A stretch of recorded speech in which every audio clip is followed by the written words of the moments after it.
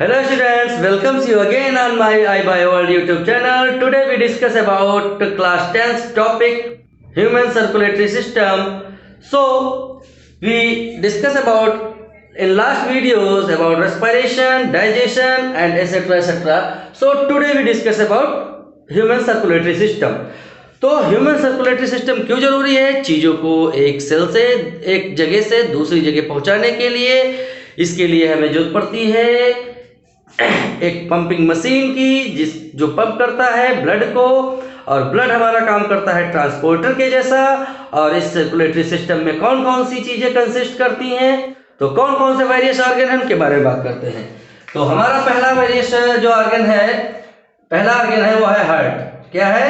Heart. That is the main part जो कि चीज़ों को ट्रांसपोर्ट करने में, ब्लड को ट्रांसपोर्ट या ऑक्सीजनेटेड ब्लड, फूड मटेरियल जो ब्लड में घुला हुआ है उसको प्रेशर के साथ पहुंचाने में मदद करता है। जो पाथवे प्रोवाइड करते हैं वो होती हैं हमारी वेसल्स। वेसल्स होती है तीन प्रकार की। एक तो होती है वे आर्टरीज, आर्टरीज होती हैं, वेन्स होती हैं, कैपिलरीज होती हैं।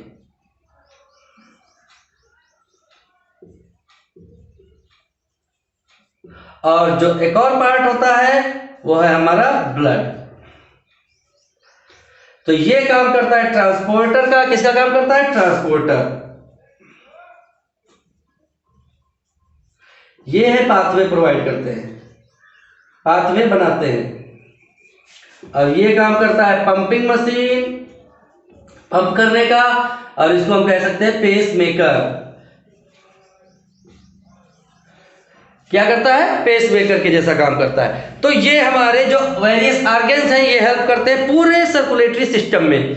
तो हम बात करते हैं कि कैसे होता है, क्या होता है, कब होता है, कौन कौन सी मैकेनिज्म इसमें इन्वॉल्व होती है, किस तरीके की मैकेनिज्म है, इसके बारे में हम बात करेंगे। तो सबसे पहली चीज़ तो हमें जो ब्लड है इसमें बहुत चीज़ें होती हैं, जैसे कि न्यूट्रिएंट्स, मिनरल्स, फूड, ये सब चीज़ें हमारे हर एक सेल तक पहुंचने में ब्लड पहुंचाने में मदद करता है। और जो आर्टरीज, वेन्स और कैपिलरीज होती हैं ये जंक्शन है, ज्वाइंट करते हैं एक दूसरी सेल को और एक दूसरे पाथवे को प्रोवाइड, पूरे पाथवे बनाते हैं। और हार्ट उस ब्लड को फोर्स के साथ इन आर्टरीज, वेन्स में से लेकर के आर्टरीज में ट्रांसपोर्ट करता है। तो ये पूरा ऐसा स्ट्रक्चर माना जाता है। तो आर्टरी जनरली कैरी करती है O2 ब्लड, वेन CO2, और कैपिलरी जो होते हैं ये small tube, fine tube structure होते हैं जो कि सेल के अंदर स्प्रेडेड रहते हैं। जैसे हमने लंग्स में बताया था छोटी छोटी यूनिट हैं एल्वेलाइज जो बहुत सरफेस एरिया बनाती हैं, इसी तरीके से कैपिलरीज हर एक पार्ट तक, जैसे हम छोटा सा कट जाते हैं तो ब्लड बहुत ज़्यादा तेज निकल, यहाँ पर आर्टरीज नहीं होती हैं, वेन्स नहीं होती, छोटी छोटी कैपिलरीज का नेटवर्क होता है। वो नेटवर्क आर्टरीज से स्प्रेड होता है, बाइफरकेट हो जाती हैं, इसके बाद फिर बाद में एसिमिलेट होकर के वेन की तरफ मुड़ जाती हैं। तो जैसे कि हमने देखा होगा ब्लड होता है एक, हम स्ट्रक्चर में देखते हैं ये ब्लू कलर का स्ट्रक्चर दिखता है सर्कुलेशन में, और एक रेड कलर का दिखता है। जो रेड वाला है वो ऑक्सीजनेटेड होता है और जो ब्लू वाला है वो CO2 यानी डीऑक्सीजनेटेड ब्लड होता है। यानी इम्प्योर और प्योर में डिफरेंस होता है, इसीलिए ब्लू और रेड के फेज में ब्लड सर्कुलेशन में इतना पार्ट इधर का जो होता है ये ब्लू शो करता है, उधर का रेड शो करता है। यानी कि this is a right part, right half of the heart, right half, and this is left half. तो ये लेफ्ट एंड राइट, जैसे अज्यूम करते हैं हम जब ह्यूमन एनाटॉमी की बात करते हैं तो हम क्या करते हैं, अपने को इस तरीके से सामने एज्यूम करते हैं, बुक्स में जो डायग्राम बने होते हैं ऐसे इस तरीके से, this is right, this is left. तो इस तरीके से ये हो गया लेफ्ट हाफ और ये हो गया राइट हाफ। तो चलिए शुरू करते हैं इसमें आगे की प्रोसेस। तो क्या होता है,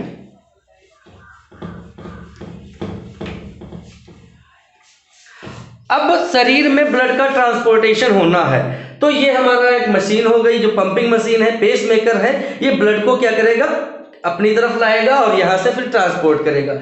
ये हेल्प करता है ब्लड को ट्रांसपोर्टेशन में। ब्लड आता है, लंग्स में जाता है, लंग्स से फिर हार्ट में आता है, फिर बॉडी में सप्लाई हो जाता है। बस इतना सा काम इसका करना होता है, प्रेशर क्रिएट करना होता है। ठीक है, तो शुरू करते हैं। जैसे कि मान लीजिए हमारा एक सेल है, बॉडी सेल। बॉडी सेल में बहुत सारे ऑर्गन होते हैं, ऑर्गेनेल्स होते हैं, वो तो पढ़ चुके हैं आप 9th में। तो वो सेल क्या करती है, फूड को स्टोर किए हुए है। अब फूड को ऑक्सीडेशन करना है, फूड का ऑक्सीडेशन करना है, तो ऑक्सीडेशन के लिए उसको कैसा चाहिए, ऑक्सीजन रिच ब्लड चाहिए। तो ऑक्सीजन रिच ब्लड कहां से आएगा, ये हार्ट है हमारा, सॉरी फिर से बनाते हैं। ये हो गए बॉडी सेल्स, ये हो गया हार्ट, ये हो गए लंग्स।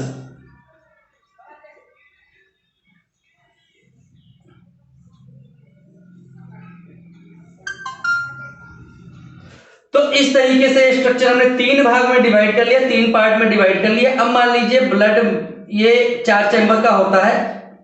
ये ब्लड है, यहां पर हमारा ऑक्सीजनेटेड ब्लड है। ये ऑक्सीजनेटेड ब्लड मेन जो हमारा ओल्टा होता है उसके द्वारा ये हमारी बॉडी सेल्स तक पहुंचाया जाता है। ये हो गई मान लीजिए हमारी आर्टरी सेक्शन, एओर्टा हो गया मान लीजिए। एओर्टा से यहाँ फिर बाद में छोटी छोटी आर्टरीज, फिर कैपिलरीज में डिवाइड हो गया। अब ये ब्लड यहाँ पर आया, कैसा ब्लड है, O2 युक्त ब्लड है, ऑक्सीजनेटेड ब्लड है। सेल्स ने कंज्यूम किया, ऑक्सीजन को कंज्यूम कर लिया। अब जो ब्लड बचा वो इधर की तरफ जो भागेगा वो होगा CO2 से रिलेटेड, CO2 फील्ड ब्लड होगा।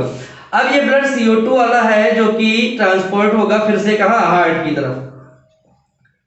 ये हमारी वेना केवा यानी वेन होती है, वेना केवा बोल सकते हैं इसको, वेना केवा यानी कि यहाँ पर बहुत छोटे छोटे वेन्स हैं, फिर बाद में कंबाइन होकर के एक बड़ा सा वेना केवा प्रोड्यूस करते हैं, बन जाता है।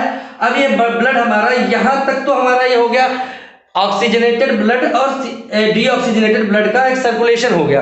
अब इसको ऑक्सीजनेशन का करना है ब्लड को, तो डीऑक्सीजनेटेड ब्लड क्या होगा, लंग्स को ट्रांसफर कर दिया जाएगा। ये ब्लड हो गया, लंग्स को ट्रांसफर कर दिया गया। कैसा blood, oxygenate deoxygenated blood, CO2 mixed blood. अब ये CO2 मिक्स्ड ब्लड जो आया यहाँ लंग्स में, अब ये लंग्स क्या करेंगे, उसको ऑक्सीडाइज करेंगे, यानी ऑक्सीजन ऊपर से आ रही है O2, हम जब रेस्पिरेशन करते हैं, ब्रीदिंग करते हैं, तो ये ऑक्सीजनेटेड ब्लड फिर से ट्रांसपोर्ट हो गया कहाँ, हमारा हार्ट के अंदर। तो ये साइकिल पूरी हो गई ना।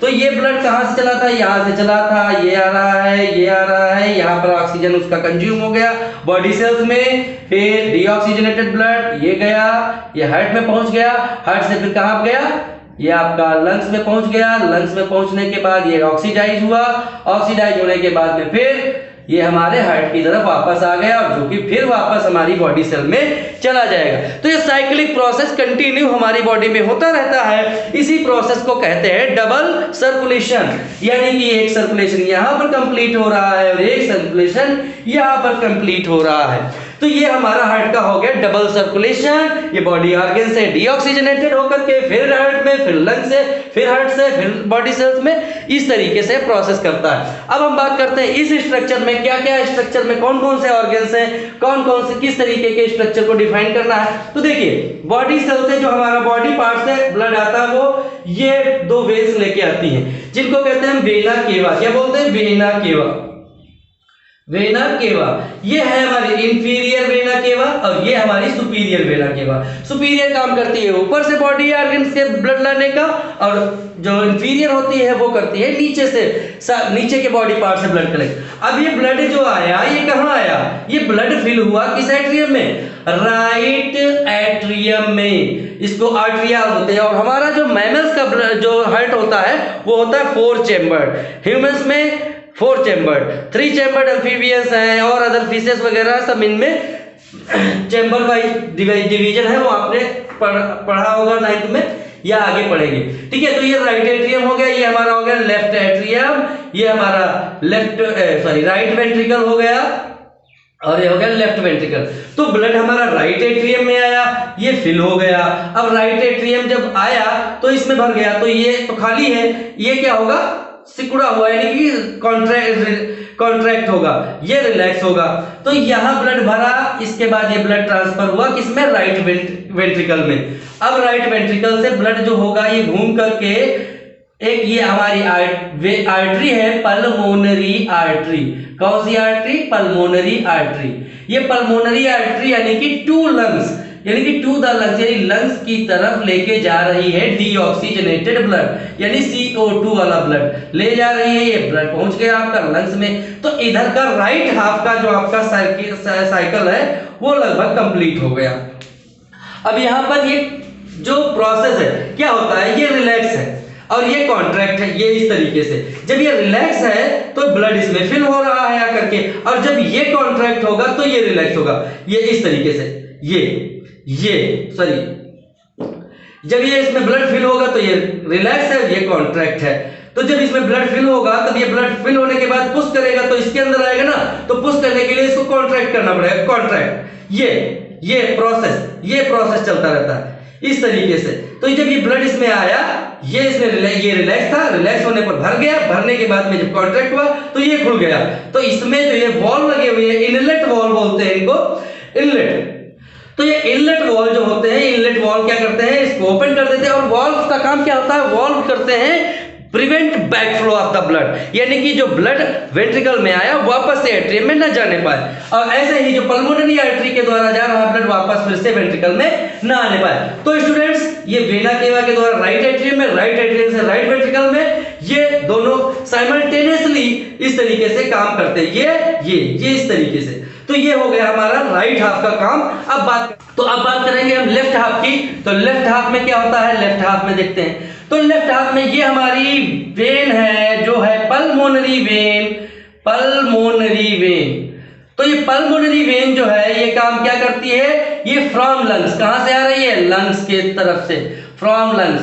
ये कहां को जा रही है, लेफ्ट एट्रियम जो है उस पार्ट में जुड़ी है, वहीं पर ये आती है, ब्लड को यहां पर क्या करती है, फिल करती है। ये जो हमारा एट्रियम है ये फिल हो जाता है जब ब्लड से, तो ये क्या होता है, रिलैक्स। उसी वही प्रोसेस आ गया, फिर ये इस तरीके से है, ये इस तरीके से। जब ये होगा इस तरीके तो ये हो जाएगा ओपन, यानी कि रिलैक्सेशन और कॉन्ट्रैक्शन का प्रोसेस जो है ये साइमल्टेनियसली चलता रहता है। अब ये जो ब्लड यहाँ आया, ब्लड आने के बाद में ब्लड कहां पहुंचेगा, लेफ्ट वेंट्रिकल में पहुंचेगा। लेफ्ट वेंट्रिकल से होता हुआ फिर हमारा ये मेन एओर्टा जो है, इसको बोलते हैं एओर्टा, यहां पर इससे ब्लड हमारे पूरे बॉडी में क्या हो जाएगा, सप्लाई हो जाएगा। ठीक है, तो ये जो प्रोसेस था ये हो गया इसका। अब बात कर लेते हैं थोड़ा सा इसके ऊपर एक होती है प्रोटेक्टिव लेयर जिसे कहते हैं पेरिकार्डियम। क्या है ये, पेरिकार्डियम। ये जो डिवाइड करता है वॉल कहती है सेप्टम, इसे कहते हैं, क्या कहते हैं, सेप्टम।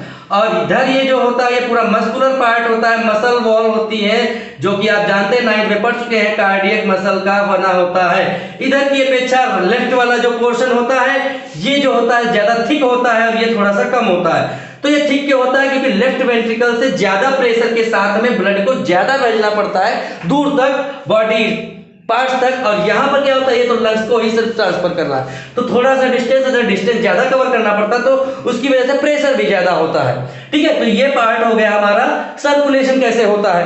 अब बात करेंगे, इसमें एक साउंड आता है, कौन सा, जो कहते हैं धक धक। वो गाना नहीं धक धक करने लगा, सिर्फ यहाँ पर वो गाने तो बनाए गए, लेकिन धक धक की जो वास्तविक आवाज है, जो बायोलॉजिकल आवाज है, जो साइंटिफिक आवाज है, उसको कहते हैं लब डब, लब डब।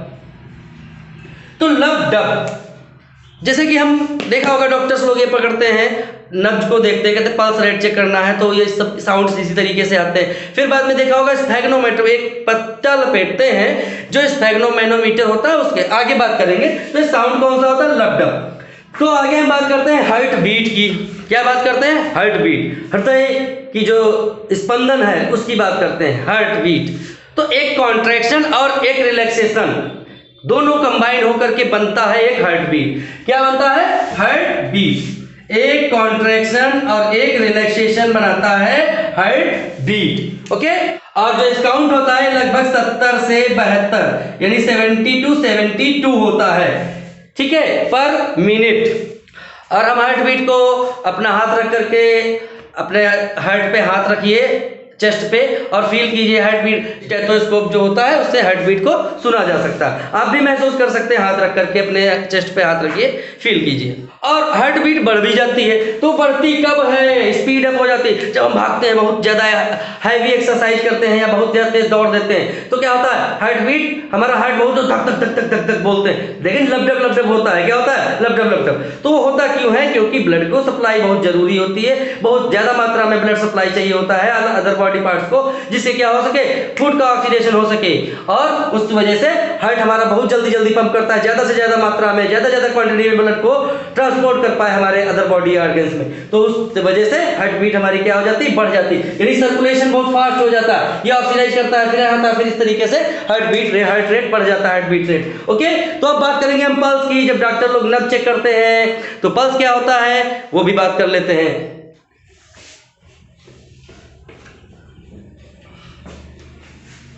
पल्स, टॉफी नहीं पल्स खाने वाली,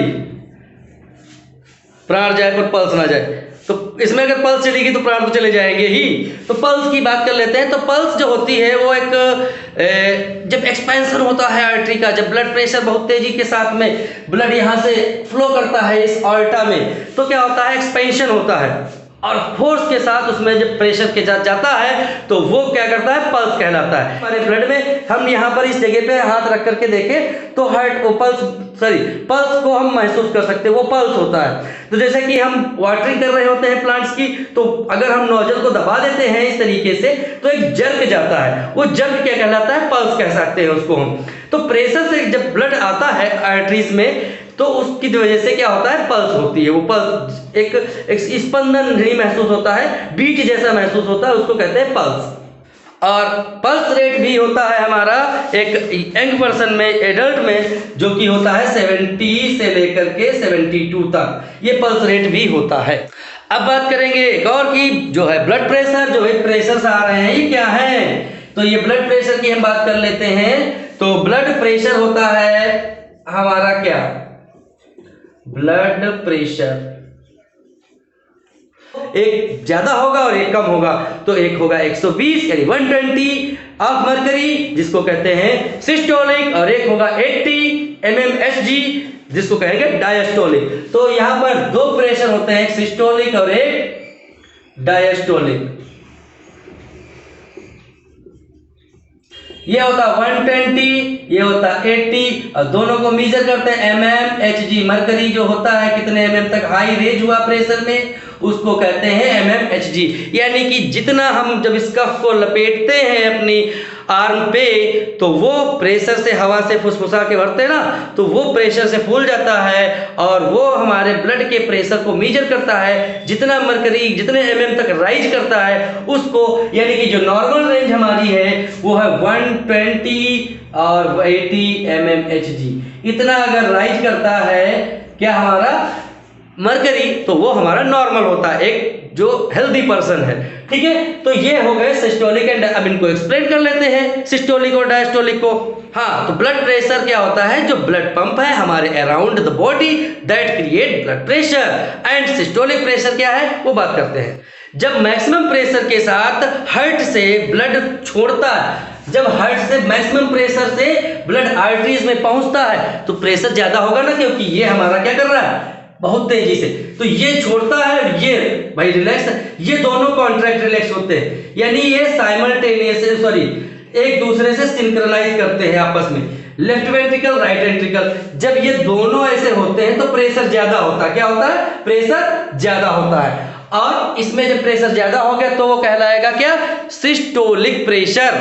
क्या कहलाएगा? Systolic pressure.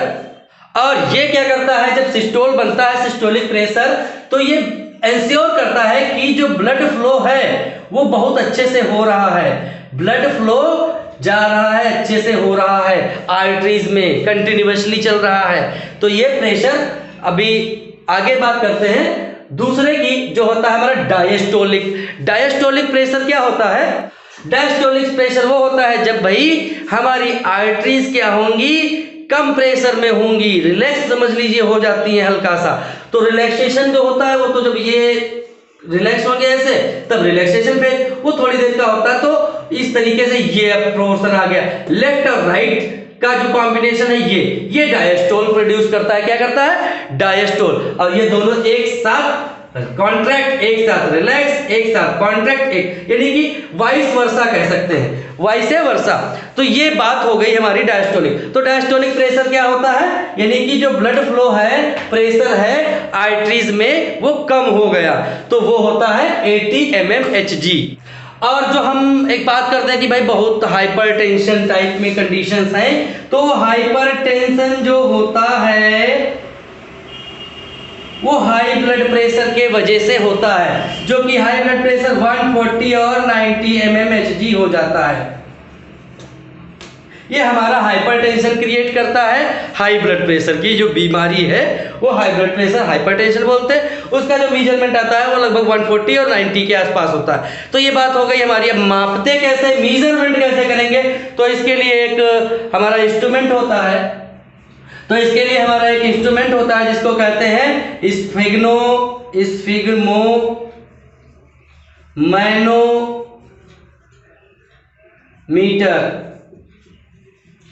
देखा होगा इस तरीके से एक बॉक्स होता है जिसको डॉक्टर लोग ओपन करते हैं और एक ट्यूब निकली रहती है और एक यहाँ फुसफुसा होता है और एक ये हैंड कफ होता है जिसको बांध देते हैं और यहाँ पर एक मेजरमेंट के लिए मरकरी होता है, मरकरी के लिए पाइप होती है और यहाँ पर जो रीडिंग्स लिखी होती हैं। तो इस तरीके से डॉक्टर्स लोग क्या करते हैं, उसको मेजर करते हैं। तो वो कहलाता है स्फिग्मो मैनोमीटर। तो बच्चों आपको ये जो blood circulation, human circulatory system I think अच्छे से समझ में आ गया होगा। अगर ध्यान से इस वीडियो को देखेंगे तो आपको समझ में आएगा। तो students, thank you for watching today's video. अगर आपको अच्छा लगा तो लाइक करें, सब्सक्राइब करें, नहीं लगा तो छोड़ दें। Thank you for watching.